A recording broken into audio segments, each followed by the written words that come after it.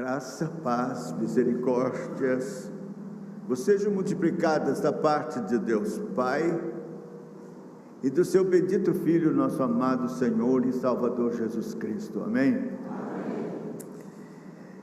Eu quero então continuar, porque nós pregamos ontem, na primeira parte, quem Deus é, do Evangelho da Graça. E nós estamos nos utilizando do texto de Isaías, capítulo 6. Eu vou voltar a ele, porque agora vamos hoje tratar de quem o homem é, e também vamos nos utilizar desse texto. Isaías, capítulo 6, diz assim, a bendita, inerrante, autoritativa, mais que suficiente, bendita palavra do Deus vivo. No ano da morte do rei Uzias, eu vi o Senhor assentado sobre um alto e sublime trono, as abas de suas vestes enchiam o templo, os serafins estavam por cima dele, cada um tinha 6 asas, com 2 cobria o rosto, com 2 cobria os seus pés, com 2 voava, e clamavam uns para os outros, dizendo: Santo, Santo, Santo é o Senhor dos exércitos, toda a terra está cheia da sua glória.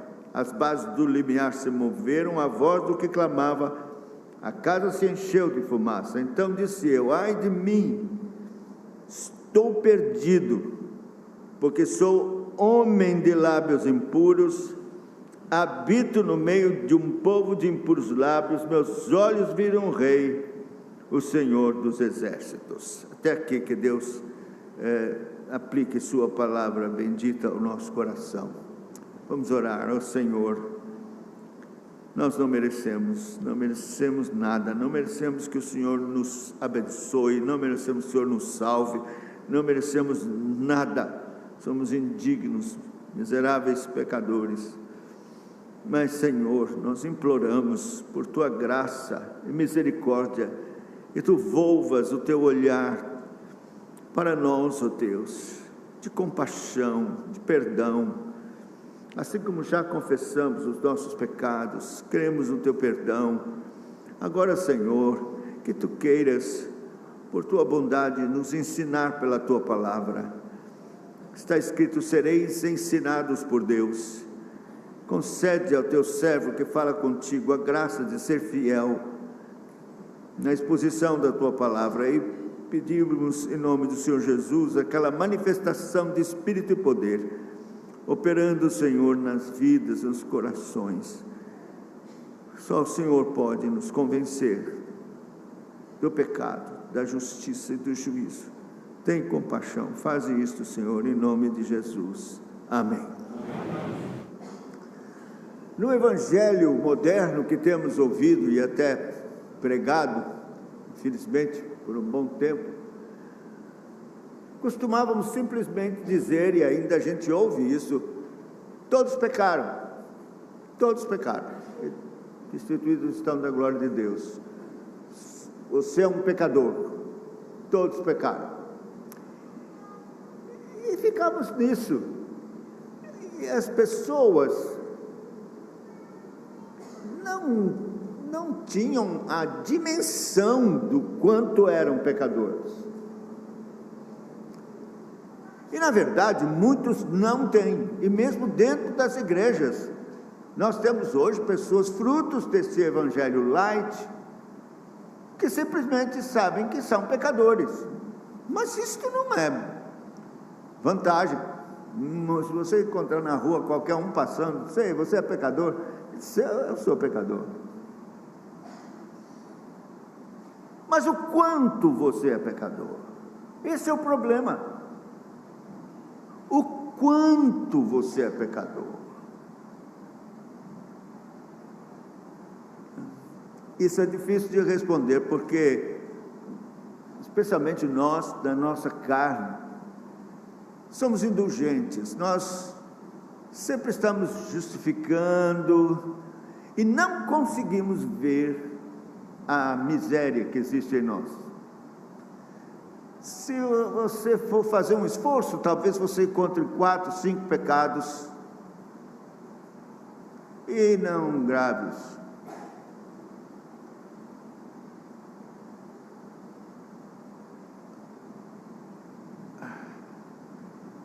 Eu digo, se não houver uma operação da graça de Deus, pelo Espírito Santo, convencendo você do pecado, da justiça, do juízo, você jamais terá a dimensão da sua miséria e do seu pecado.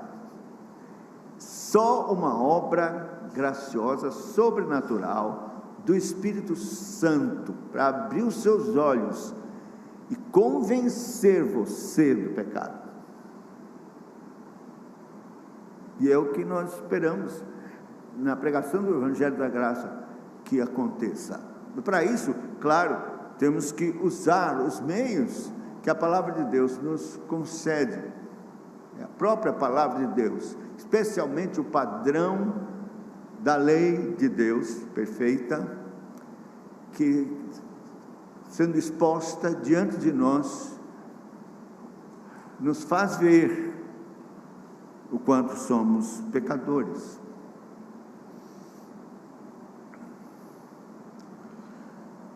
Geralmente as pessoas dizem assim: olha, pastor, eu realmente sou pecador,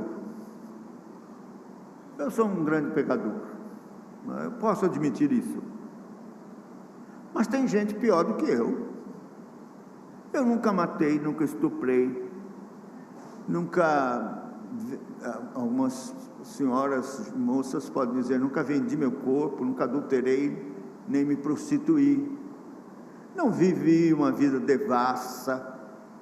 Então tem gente pior do que eu não sou assim também.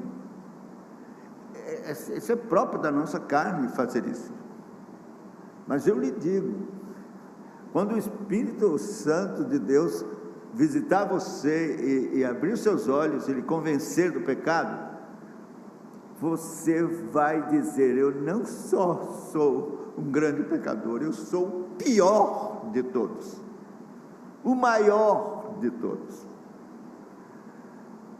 Como o apóstolo Paulo, disse: fiel é a palavra digna de toda aceitação, que Cristo Jesus veio buscar os pecadores, dos quais eu sou o principal.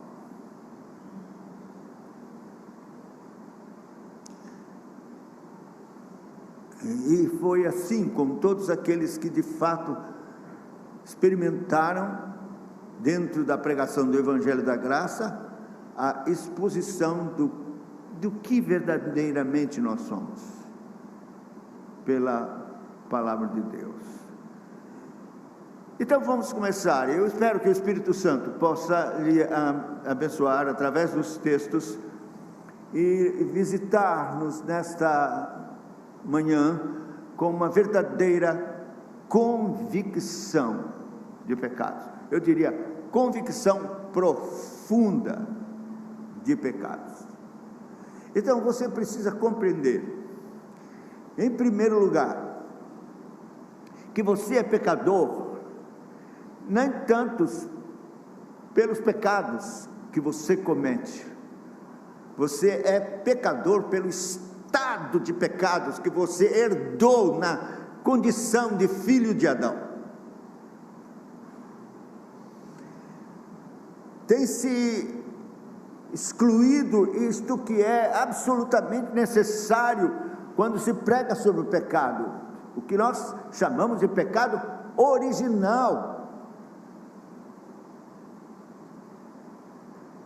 Não podemos excluir isso. Infelizmente, Finney, na sua nova ordem que ele estabeleceu de evangelização, ou novas medidas, ele excluiu o pecado original.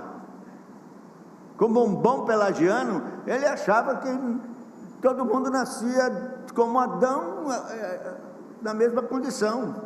Mas não é isso que a palavra de Deus ensina. A palavra de Deus ensina que nós nascemos em pecado, herdamos esta condição maldita de filhos de Adão, já pecadores, herdamos esta condição.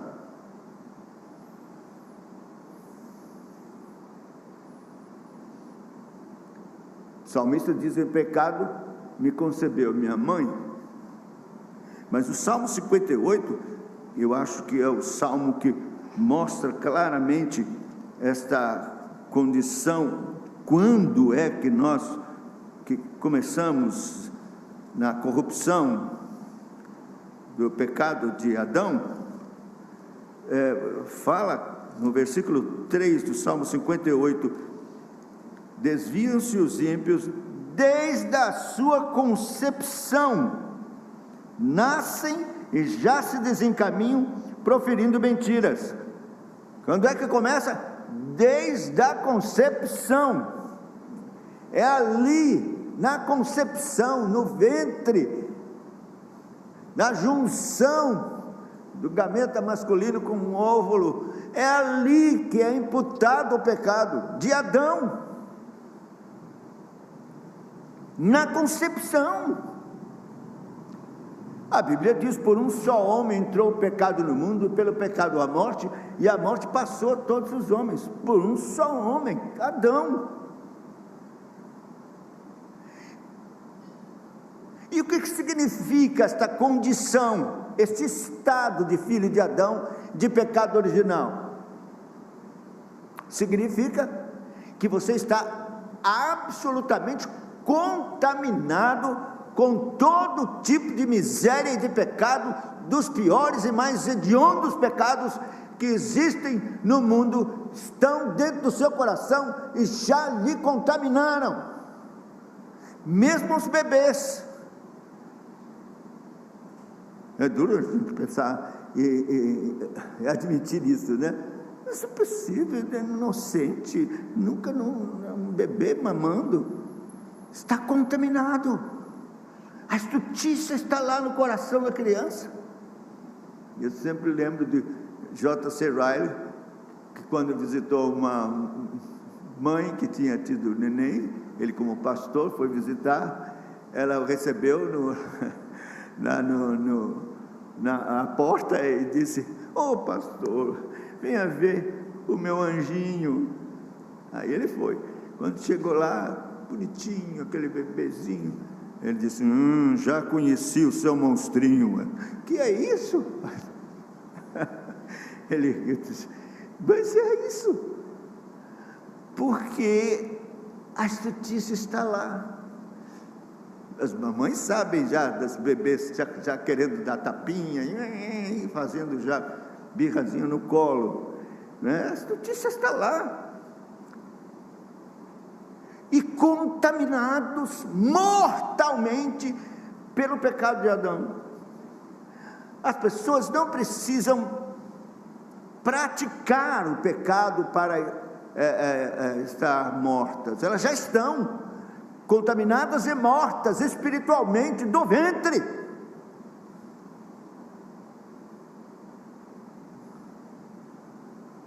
Eu acho engraçado que muita gente pensa: como é que Deus pode condenar pessoas lá na Cochichina, no meio da selva, lá que nunca tiveram contato com ninguém, nunca ouviu de Jesus? Como é que ele pode ser condenado porque nunca ouviu de Jesus? Ele é filho de Adão, ele já está condenado. Ele não vai para o inferno porque não ouviu de Jesus, não. Ele vai para o inferno porque é pecador desde o seu nascimento, como filho de Adão. Então essa é a primeira coisa que você precisa saber na dimensão do que é o homem e o seu pecado. Se você abrir comigo no Evangelho de Marcos, no capítulo 7, o Senhor Jesus explica esta condição de pecado original.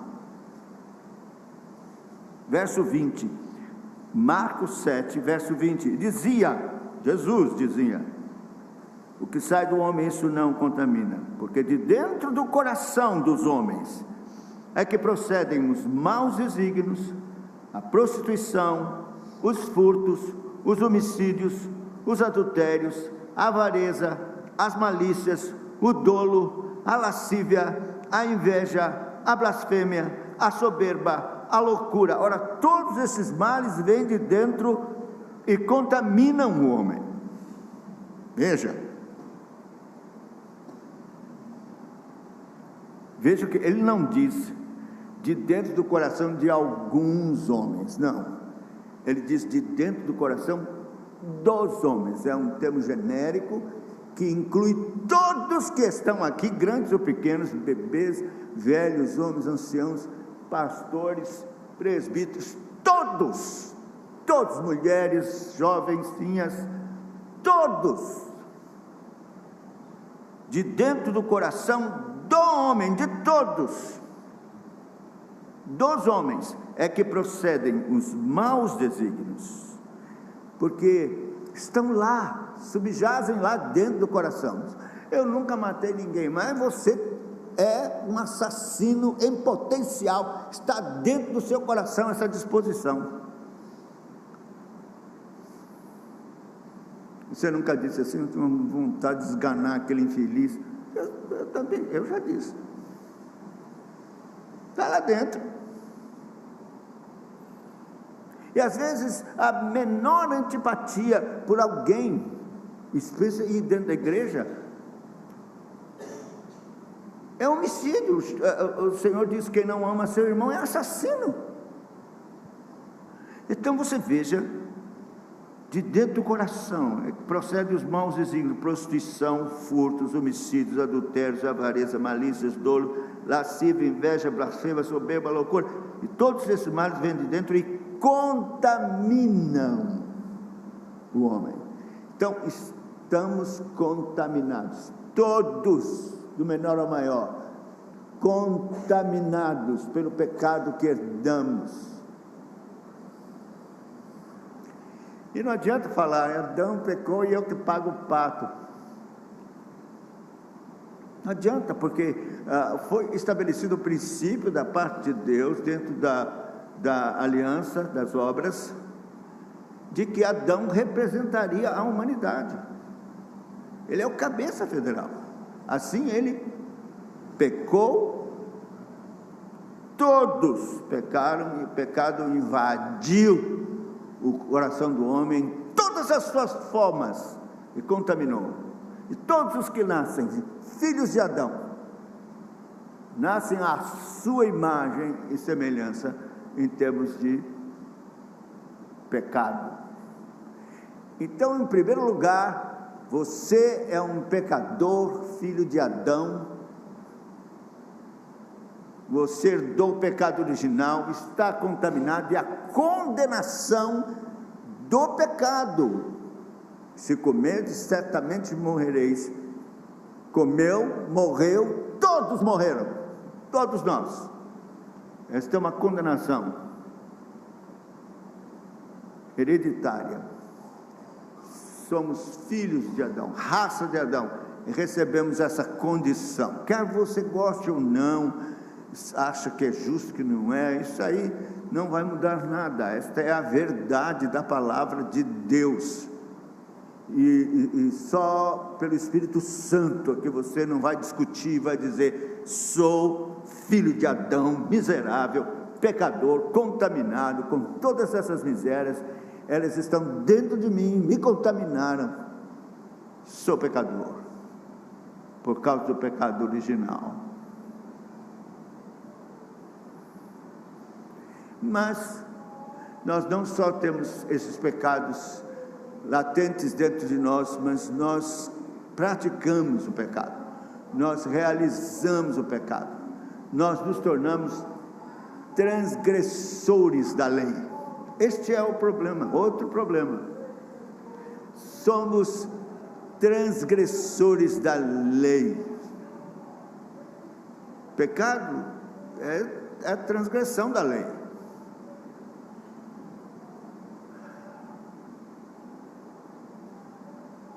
Você conhece os 10 mandamentos, você certamente já ouviu deles, não é? Lá em Êxodo, capítulo número 20, Deus escreve com seu próprio dedo e dá a lei, os mandamentos. E veja,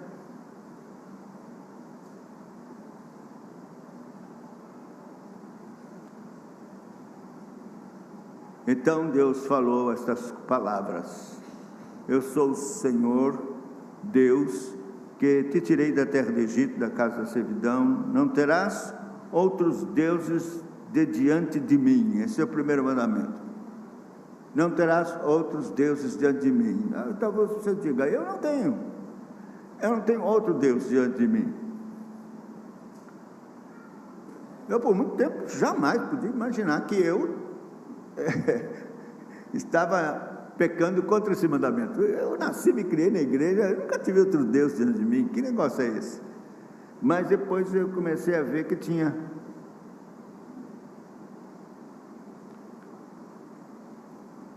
E em geral todos temos outro Deus. Você mesmo, seu eu. Vou dar alguns exemplos. Você está dirigindo, se você for como eu, ou como qualquer motorista, você vai dirigindo, está com pressa, aí daqui a pouco você tem um caminhão velho na sua frente, andando, e você querendo sair, não consegue sair, ele não deixa você sair, está lá, e atrasando, e você fica nervoso, e fica irritado, e disse: como é que esse caminhão apareceu aqui na minha frente? Não é possível. E você então começa a reclamar, dizer impropérios, fica nervoso, fora de si, inconformado e não aceitando essa condição daquele caminhão está na sua frente, ele atrapalhando. Sabe o que significa isso? Eu não me conformo que Deus tenha colocado esse caminhão aí na minha frente. Se eu fosse Deus, eu não botaria esse caminhão na minha frente. Está me atrapalhando. Quer dizer, você é quem sabe melhor do que Deus como resolver as coisas, porque você é Deus. Todas as vezes que você reclama da providência e você não aceita a providência, você está murmurando e manifestando que você tem outro Deus, que você não se conforma com o Deus dos céus, estabelecendo como as coisas têm que ser com você. Você é quem deve estabelecer as coisas para você, como você acha, como você gosta, como você quer. Você é mais sábio que Deus. Todos agimos assim, meus irmãos.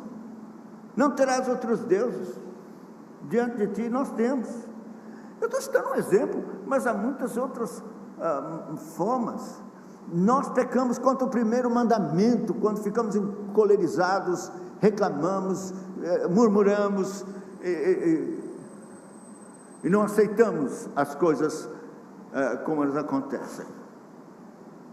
Deus é quem faz todas as coisas. Ele ordenou todas as coisas. Ele determinou os nossos dias e escreveu cada um deles antes que houvessem. Mas você não aceita, porque você tem outro Deus dentro de você.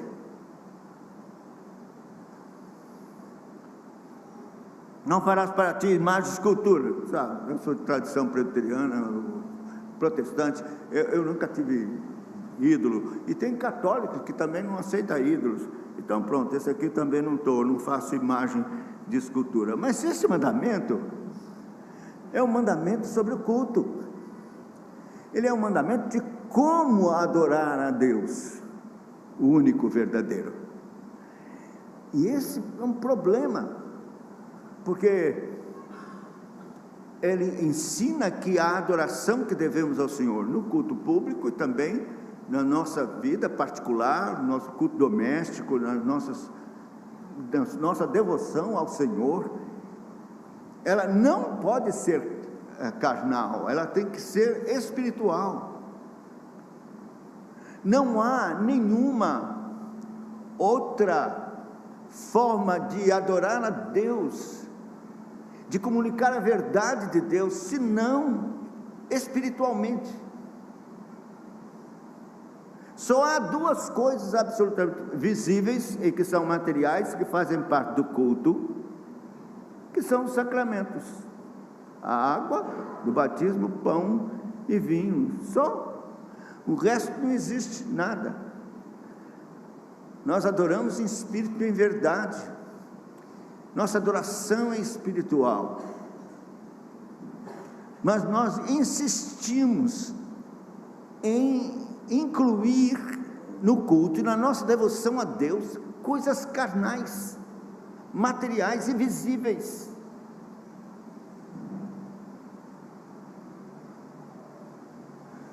Por exemplo, a Bíblia diz que a fé vem pelo ouvir, e ouvir a pregação, a palavra de Cristo, a palavra de Deus. E ainda diz assim: como ouvirão se não há quem pregue? Quer dizer, não existe de forma alguma possibilidade de ouvirem e de crerem se não houver quem pregue. Mas aí o pessoal diz: não, vamos passar um filme aqui sobre a paixão de Cristo, e as pessoas vão se converter. Ou fazer um teatro, uma representação aqui, que as pessoas vão se converter. Meus irmãos, não dá certo. Eu vou lhe dizer, se a Bíblia diz que não há outra forma, que não poderão ouvir nem crer se não for pela pregação, é assim que é. Eu lembro que nós tínhamos um grupo lá na igreja, antes de nós passarmos pela reforma, chamado Grupo Atos, que era de teatro, da mocidade. E eu já estava vendo e compreendendo pela palavra de Deus que toda comunicação que é feita de forma carnal, material, visível, da verdade de Deus, é distorcida. Aí fomos fazendo na época do Natal, o tal do presépio e tal. E eu falei assim: bom, pelo menos eu vou dar uma palavra e prego depois. Mas foi na formação do presépio que a jovem da igreja, que estava vestida como Maria, um manto azul que ela vestiu, e veio para compor o presépio, foi numa escola isso, numa escola com as crianças, professores, que ela foi passar pelo meio do salão, as crianças foram para cima dela, querendo pegar na roupa e tal, e ela toda se saindo para poder chegar e compor o presépio. Quer dizer, a comunicação foi distorcida, exatamente pelo que essas crianças ouviram, né, da adoração a Maria e tanta distorção e heresia. Eu sei que não dá certo, mas nós somos tendenciosos na nossa devoção em buscar coisas visíveis, carnais, para adorar a este único Deus verdadeiro, e não queremos nos sujeitar àquilo que está ordenado sobre a adoração de Deus. É a grande dificuldade. Nós estamos lutando pela reforma na igreja presbiteriana, para voltar aos nossos símbolos de fé e buscar um culto puro. É a grande dificuldade, porque as pessoas não querem se cingir ao que está ordenado no culto do Novo Testamento. Elas gostam do culto do Velho Testamento, com todas aquelas coisas sensíveis, visíveis, cerimoniais, e acham muito pobre, culto sem graça, o culto simples, puro, centrado em Cristo, com os elementos que estão na palavra de Deus ordenado para o culto. Não querem aceitar, nem a confissão de fé dizendo que os elementos de culto são simplesmente oração, leitura da palavra de Deus, cântico dos salmos, pregação fiel, sã, pregação da exposição da palavra de Deus, administração do sacramento. 5 coisas, está lá a confissão de fé, é o que foi exarado, tirado das escrituras, é o culto simples, puro. Nós não aceitamos, nós somos capazes de nos levantarmos com toda a ira e dizer: não, Deus, não aceitamos. Queremos o culto da nossa vontade, que nos agrada,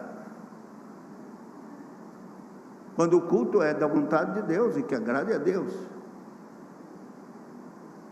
Segundo mandamento, somos pecadores, desobedientes do segundo mandamento. Terceiro mandamento: não tomar o nome do Senhor em vão. Deus não terá por inocente aquele que toma o seu santo nome em vão. E é o que mais acontece. Nós encontramos pessoas que, influenciadas pelo mundo, falam o nome de Deus em vão. Meu Deus para cá, meu Deus para lá, juro por Deus, e não sei o quê. Dentro da igreja, pessoas falando o nome de Deus em vão, todo tempo, todo instante. Até uma barata, meu Deus, o nome de Deus em vão. Deus não terá por inocente o nome de Deus, o nome de Jesus.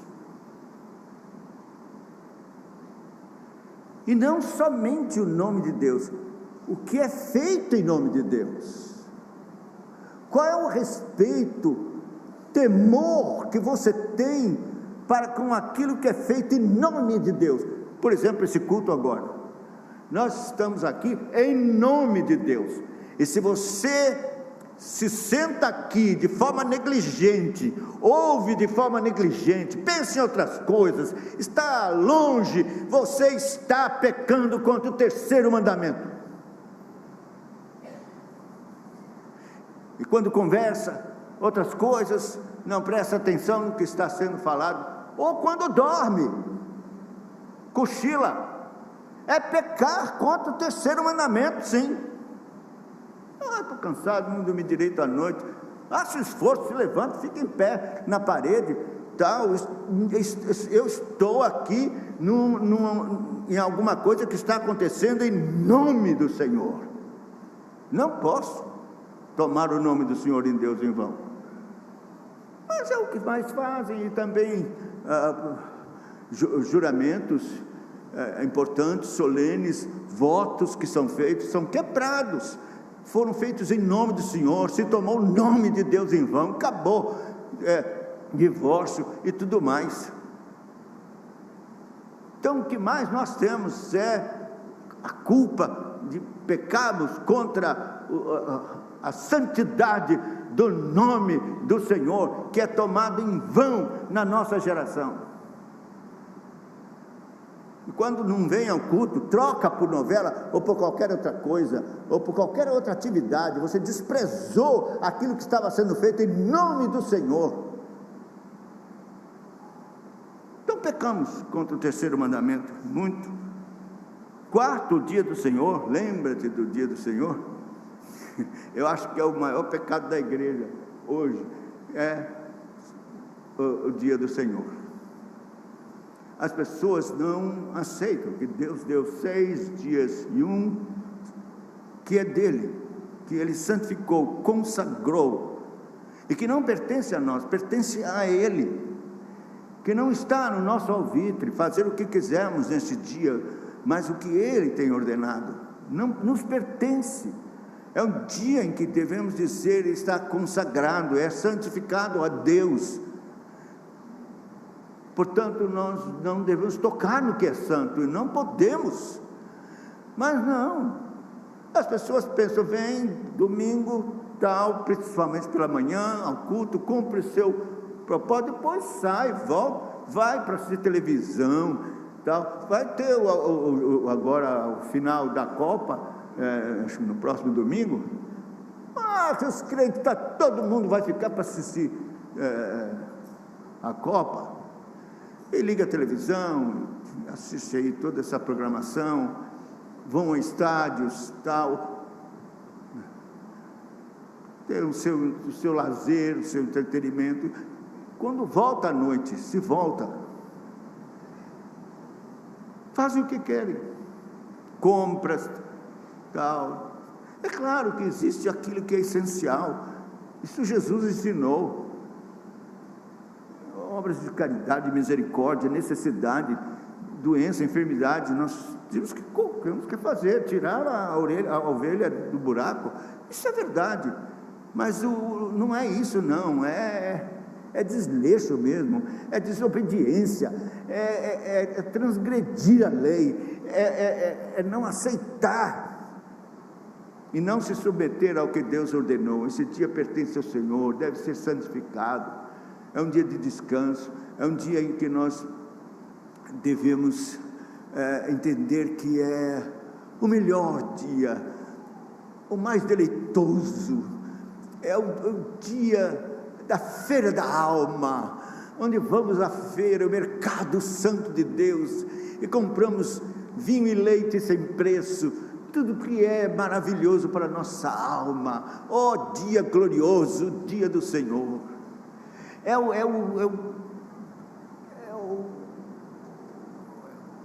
o sabor do que será a nossa vida na eternidade com o Senhor, o sábado eterno com Deus.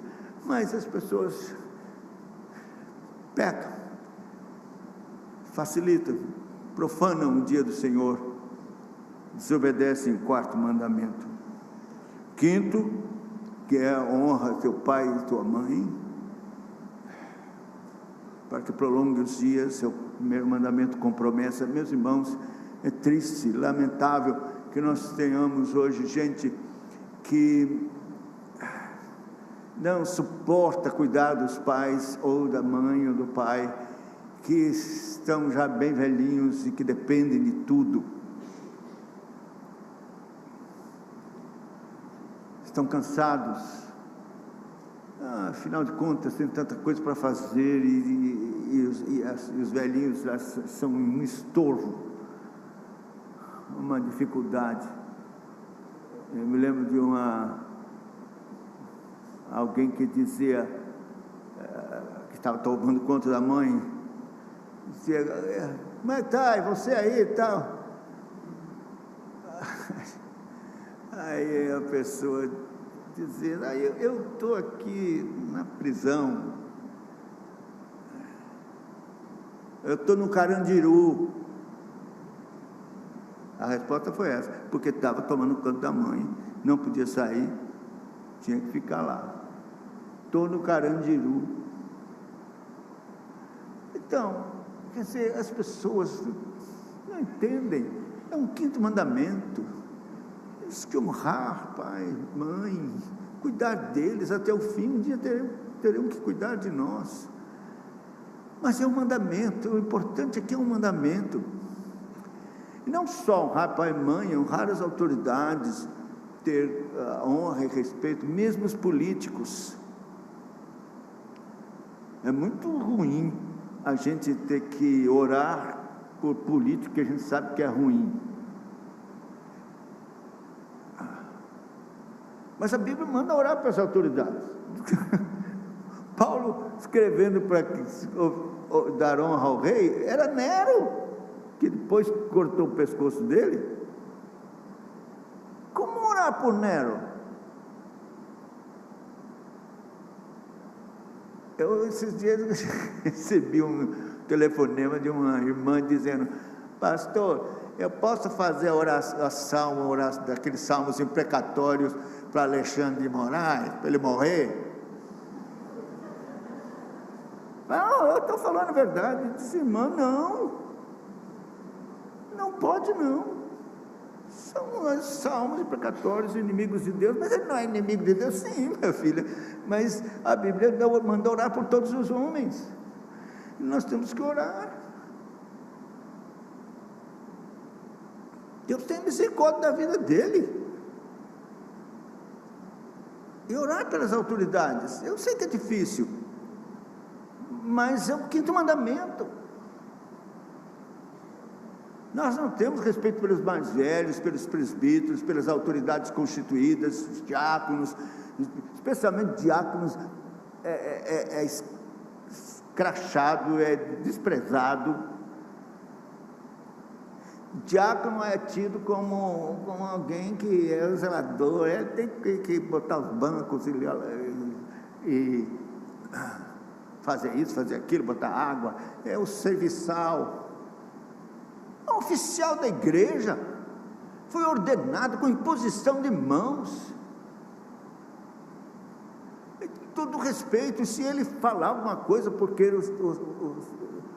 um lugar melhor onde você deve se assentar, porque eles tratam da ordem no culto, da disciplina, todo mundo fica bravo. 6º mandamento: não matarás. Bom, nunca enfiei faca na barriga de ninguém. Mas como eu já disse, não é só isso. Jesus mostra a extensão do mandamento quando fala do 7º. E todos então têm a extensão. Você é um assassino quando não ama seu irmão. Você é um assassino quando não cuida da sua saúde. Meu Deus, quando eu falo isso, uma hipocrisia lascada, porque eu não cuido. Minha esposa fica no meu pé, eu sou diabético, não posso comer isso, não posso comer aquilo, mas eu às vezes como. Eu nunca gostei de bolo, mas fiquei diabético e gostei de bolo. Aí, sabe o que eu gosto mais? Aquele negócio branco, molinho, que fica, aquela cobertura. Ai, eu queria comer tudo, raspar aquilo, só para mim. Aí, botava assim o dedo para pegar na coisa. Aí minha esposa brigando comigo, disse: eu vou ser o que eu vou fazer. Quando tiver aniversário e fazer o bolo, eu vou abrir Êxodo 20, vou deixar assim perto do bolo. Porque não matarás. Pensa que é só enfiar na barriga? Não. E você que dirige, que gosta de correr, que não obedece sinalização, e aí vai, põe em risco a sua vida, a vida dos outros, na estrada, menos de 140 não serve. Você está desobedecendo o 6º mandamento, está matando, está pecando contra o 6º mandamento. E há muitas outras formas, são múltiplas, em que nós incorremos contra esse mandamento, quando não cuidamos das pessoas como devemos. São empresários que não dão o devido tempo de descanso necessário para os empregados, não cuida deles. Às vezes são trabalhos insalubres e não têm a proteção que deviam ter. Estão pecando contra o 4º mandamento, e várias outras maneiras. 7º, questão do adultério. Diz: bom, eu nunca deitei com outra mulher. Os fariseus pensavam assim também, mas Jesus disse: não, se olhar com intenção impura já adulterou no coração. Imagine, meus irmãos, o pecado mais terrível hoje é o 7º, é contra o 7º mandamento. Dificilmente escapar. E foi o que o diabo mais cercou para você pecar: televisão, celular. É uma miséria de todo jeito. Olha, eu lembro que eu tinha o celular, uma coisa simples, Facebook, não sei o que, e o WhatsApp. De repente, não sei como foi, que instalaram, acho que foi um tal de TikTok. É uma desgraça, rapaz. Uma miséria. Você está vendo uma coisa, aparece para os filminhos, e são coisas horríveis. Então, os seus olhos, eles são instrumentos para que você peque, e o diabo faz isto. Ele sabe que é pelos olhos que vem. Ele quer que seus olhos sejam aqueles que Jesus diz, que sejam trevas, para que seu corpo todo seja trevas. Quando eu leio que Jó fez uma aliança com seus olhos para não colocar sobre uma virgem, fico pensando, meu Deus, essa geração, nós todos estamos cativos e presos, sem falar dos que vão pela internet buscando pornografia. E assim, meus irmãos, temos pecado. Miserável homem que sou, quem me livrará do corpo desta morte? Somos transgressores da lei. 8º mandamento, roubo, falcatruas, de todas as formas, do imposto de renda. A gente tenta mudar aqui, fazer aqui, arranjar um jeito, um truque. Pecamos para burlar a lei, o fisco, e de outras formas nós roubamos. Dízimo, ladrões. Roubará o homem a Deus? Vós me roubais no dízimos e nas ofertas. E tem gente hoje dizendo, não tem nada a ver, isso era da lei, não sei o quê. Não, senhor, é da aliança, foi antes da lei, e é para você hoje, e é ladrão mesmo. É o 8º mandamento. 9, mentira. A gente está mentindo até mentira, como chama, mentira branca, mentira que é necessária. Tem na Bíblia mentira, Agar mentiu, e foi ótimo que livrou os espias, e Deus aprovou a mentira de Agar. Aprovou coisa nenhuma. Mentira do diabo, não é de Deus. Está escrito lá, é verdade, mentiu, deu certo, eles fugiram. Mas você pensa que Deus aprovou? A Bíblia se interpreta pela Bíblia inteira.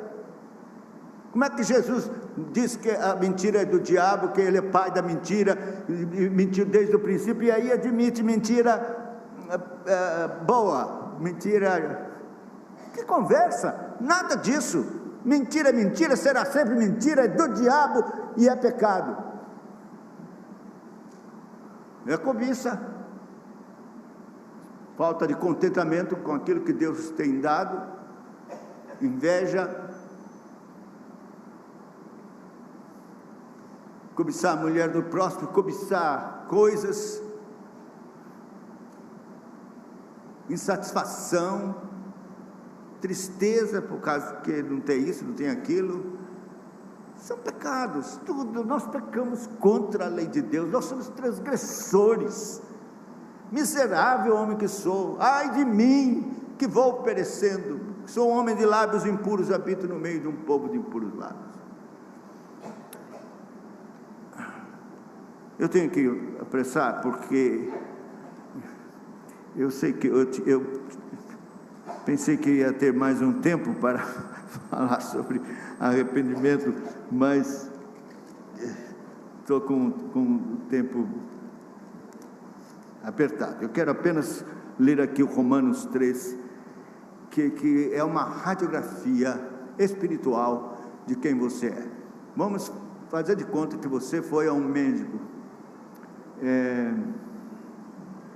e ele então vai tirar uma radiografia para saber como está o seu pulmão. Então agora aqui Deus vai tirar uma radiografia para ver como está seu coração. Então diz assim, Romanos 3, 10, como está escrito, não há justo, nenhum sequer, não há quem entenda, não há quem busque a Deus. Todos se extraviaram, a uma se fizeram inúteis, não há quem faça o bem, não há nenhum sequer. A garganta deles é sepulcro aberto, com a língua urde e engano, o veneno de víbora está nos seus lábios.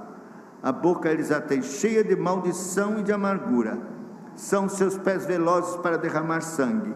Nos seus caminhos há destruição e miséria.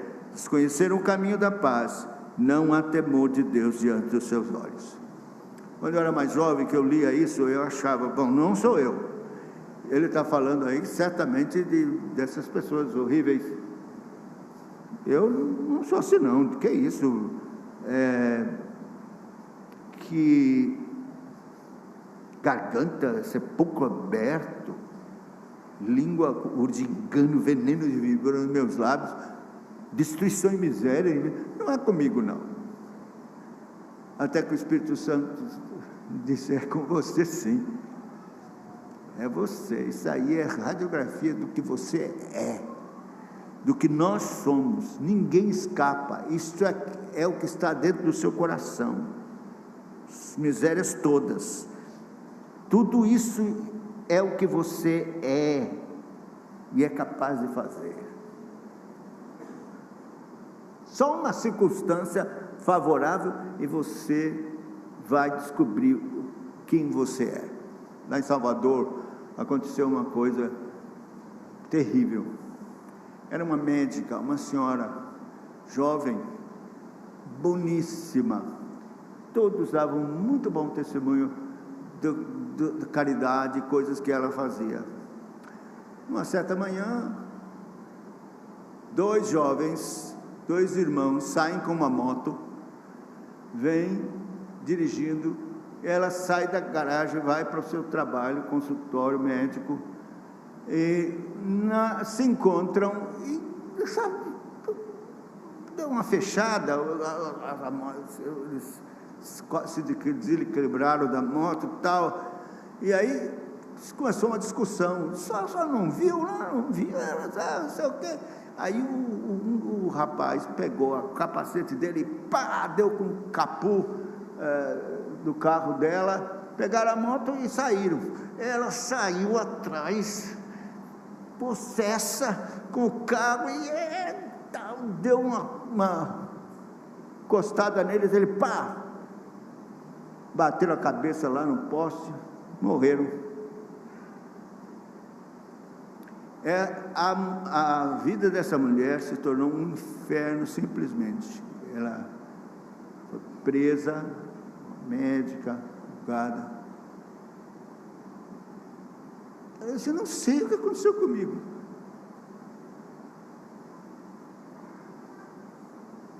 Você acha isso excepcional?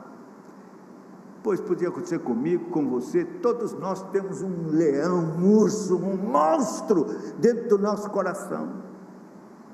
É uma circunstância. Isso aflui. Deus é que tem guardado, porque você é um monstro. A Bíblia diz que todos nós somos como um imundo, e as nossas obras de justiça como trapos de imundícia. Então, não sobra nada. Quando a Bíblia diz que todos somos como mortos em delitos e pecados, como diz lá em Efésios, andando no curso deste mundo, dando vazão às nossas paixões, dominados pelo príncipe deste mundo, filhos da ira, esta é a nossa condição vil e miserável. Quem é o homem? É esta miséria que você está ouvindo pela palavra de Deus, e é o que você é, o que eu sou. Por isso, meus irmãos, é justa a condenação de Deus. O inferno é pouco, merecemos mais. Uma eternidade, uma mordidinha na maçã, você não entende nada. Você pecou contra Deus, você ofendeu um Deus eterno, o seu pecado tem dimensões eternas. Merece sim o inferno. E é por isso que então agora nós temos que entender que a graça de Deus é maior do que o pecado meu. Então, é conhecendo a profundidade da nossa miséria que nós vamos conhecer a grandiosidade do amor de Deus.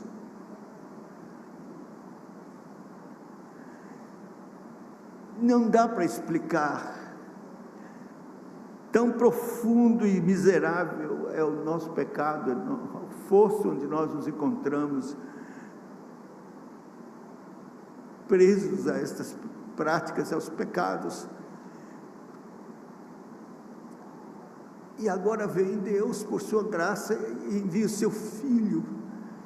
Deus deixou seu domicílio, Deus despiu-se da sua veste de majestade, de glória.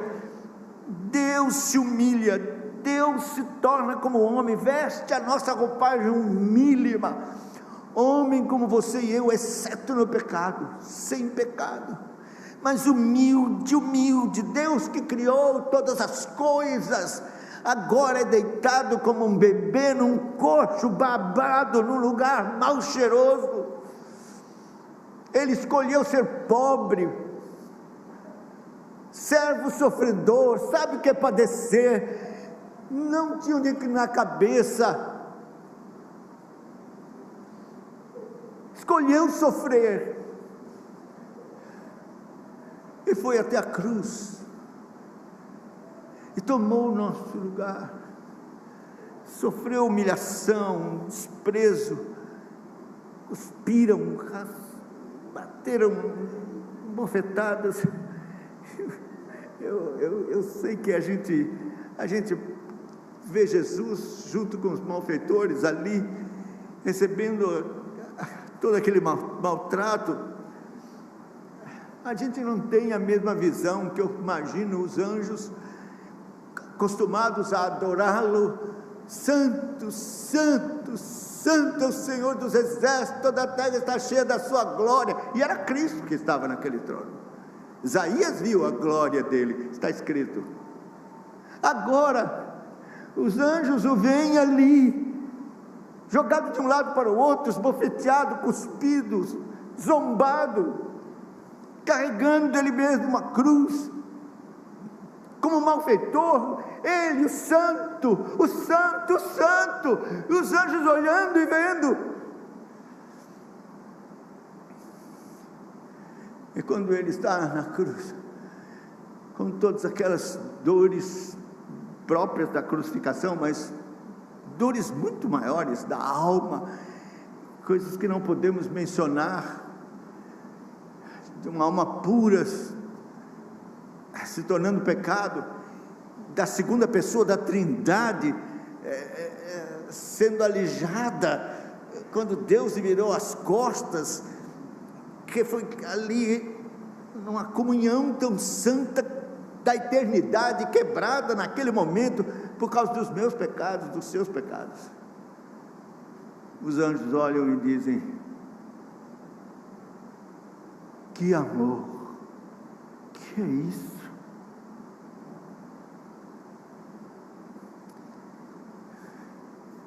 Não dá para entender. É como o Billy Graham pregando disse, quando falamos do Calvário, tateamos, não dá para descer a profundidade,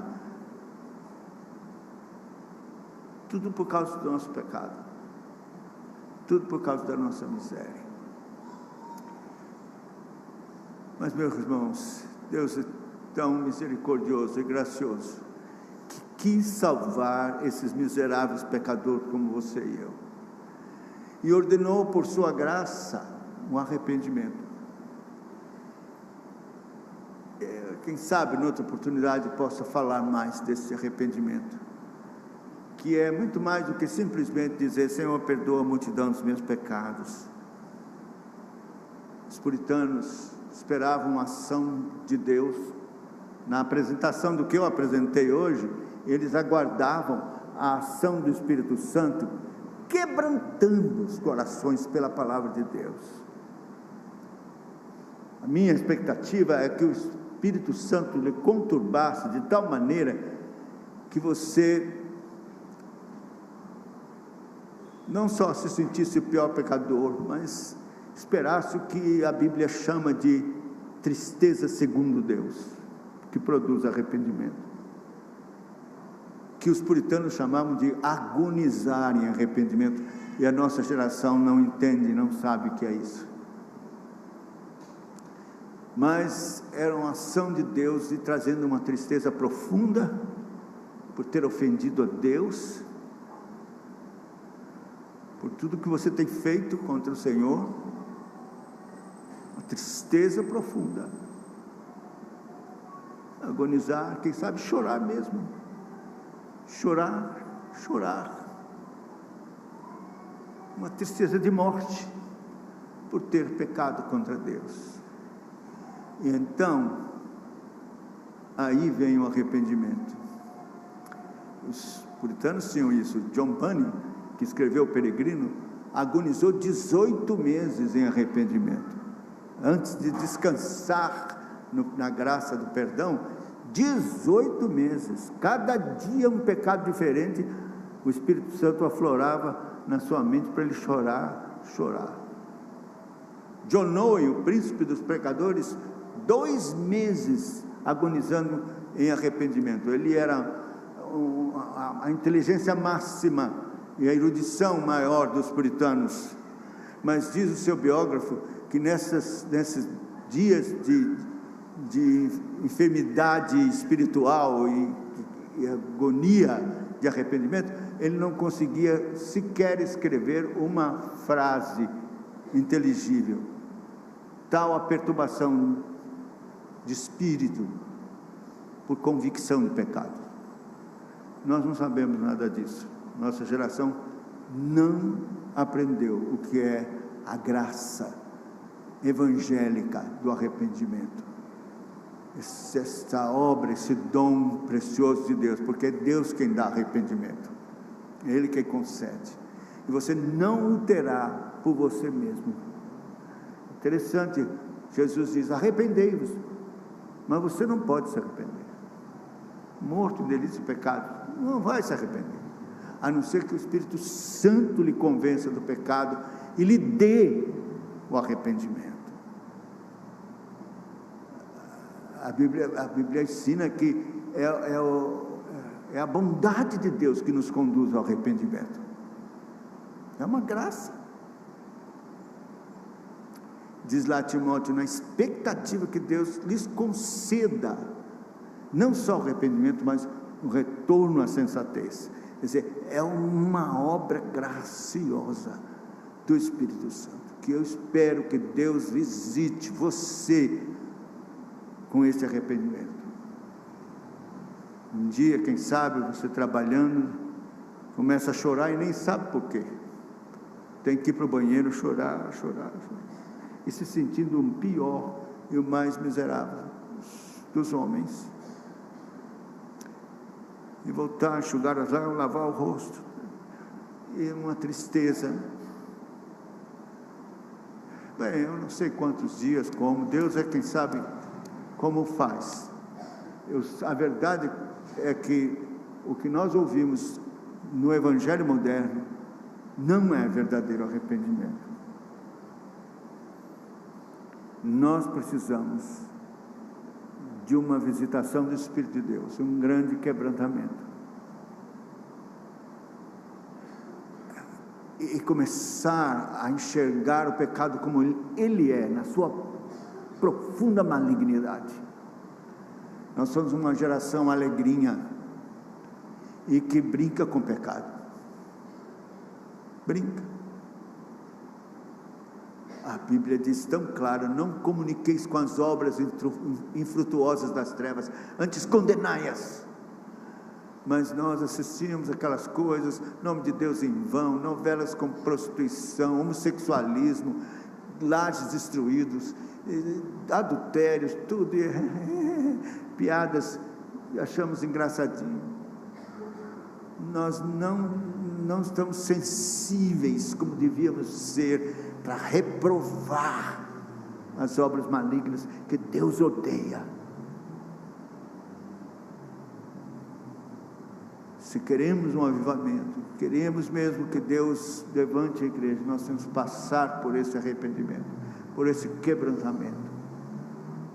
Que Deus nos visite com a convicção profunda de pecados e você saiba a resposta: que é o homem? Posso entender o que significa miserável homem que sou. Miserável homem que sou, quem me livrará desta mão? Que Deus visite você com esta convicção profunda de pecados e com um arrependimento verdadeiro, para que você corra para a cruz, a fonte de graça, de perdão, que jorra constantemente, para nos perdoar, justificar, nos restaurar e nos dar um novo coração. Que Deus os abençoe.